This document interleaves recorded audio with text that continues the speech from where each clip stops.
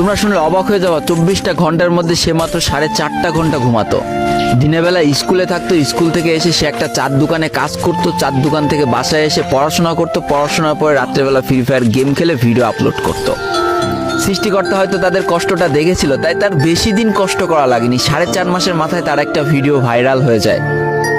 ব্যাস, লাইফের মোড়টা এইখান থেকে ঘুরে গিয়েছিল। তোমরা সকলে জানো একটা ভিডিও ভাইরাল হলে আসলে কি হয়। সব জায়গায় তার নাম ছড়িয়ে যায়, মানুষ আস্তে আস্তে তার ভিডিও দেখতে শুরু করে, তাকে পছন্দ করতে শুরু করে, তার গেম পেলে ভালো লাগতে শুরু করে। একটা সময় সে একটা ভালো প্লেয়ার হয়ে যায়।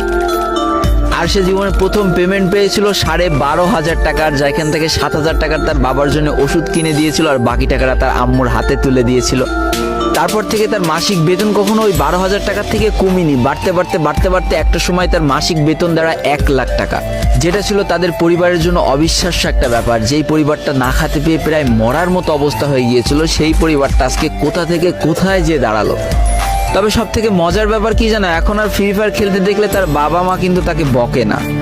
তো দেখো, জীবনে খারাপ সময়গুলো চিরদিন স্থায়ী হয় না, খারাপ জীবন কাটিয়ে কিন্তু ভালো সময় আসে। অর্থাৎ তাদের পরিবার এখন ভালো সময় চলে এসেছে।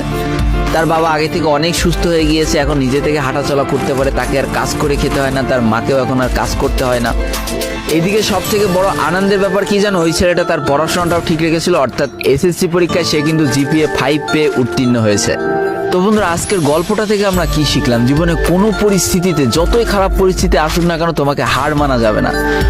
প্রথম যেদিন তার বাবা ফোনটা ধরে আছাড় মেরে ফোনটা ভেঙে দিয়েছিল, সেদিনই যদি সে হার মেনে যেত, তারপরের থেকে যদি সে আর কোনোদিনই ইউটিউবে ভিডিও না ছাড়তো, তাহলে সে আজকের এই পর্যন্ত পজিশনে পৌঁছাতে পারতো না।